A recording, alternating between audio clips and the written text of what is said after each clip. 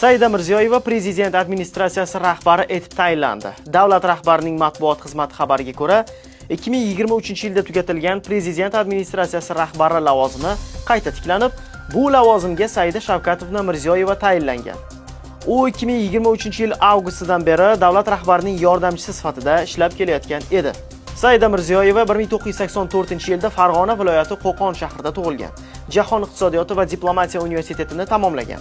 Toshkent davlat yuridik universiteti va Lomonosov nomidagi Moskva davlat universitetidan magistr darajasini olgan. U iqtisodiyot fanlari nomzodi hisoblanadi.